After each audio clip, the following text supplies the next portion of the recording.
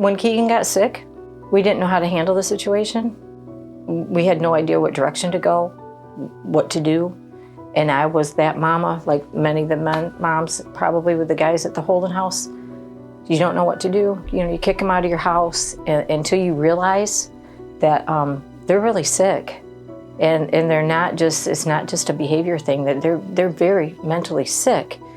It's a hard lesson for everybody. It's a family disease. It's not just your kid is sick. It's a family disease. And it definitely affects your whole family. And through the process and watching Keegan suffer and going in and out of rehabs,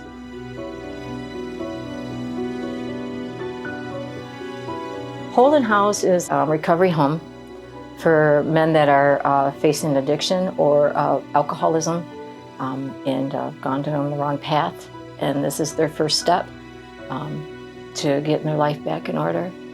So when Keegan was in there, one of the things that was made known to me is, Keegan had shared with me that there was some people that didn't have family members that were there to support them.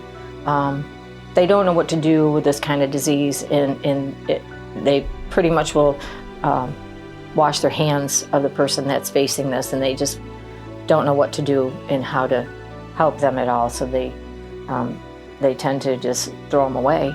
And we never did that with Keegan. We were always able to be there for whatever he needed, even when he was in treatment out of town, like up north someplace. So many of these people don't have that.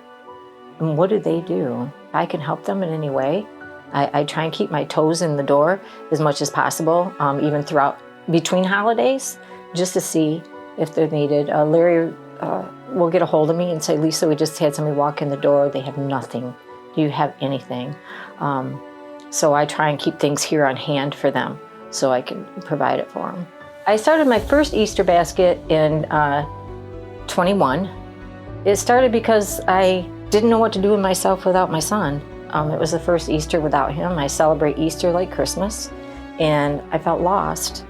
I was looking at things that I would have got for him for Easter, and God just filled my heart and put the Holden House there. I just started coming to Trinity in July of 2019. I met a wonderful person from Trinity that I was taking divorce care group at the time, and we were at service together, and I told her, I said, I would have liked to have done that, Christ in Our Communities. I said, but I didn't know if I would qualify. And she said, what do you mean? Of course you would qualify. And so she helped me out and got me through the process. And when I got that $500 grant, oh my goodness, I was able to do so much more because it was things that I wasn't able to do because of limited funds. To get the grant, I had to have people with me. I had to have 5 people to get 500 or 10 people to get the 1,000. And because of that, it opened me up to asking other people for help, which I didn't do before. I kind of always just tried to take it on myself. It definitely opened the door to people around me now see what we're doing and what it's doing. And this is part of his legacy. I have a letter that he had wrote. In the last paragraph of it, he says, all I want to do is recover and give back the wealth. And he's not talking wealth like money. He's talking wealth just as love.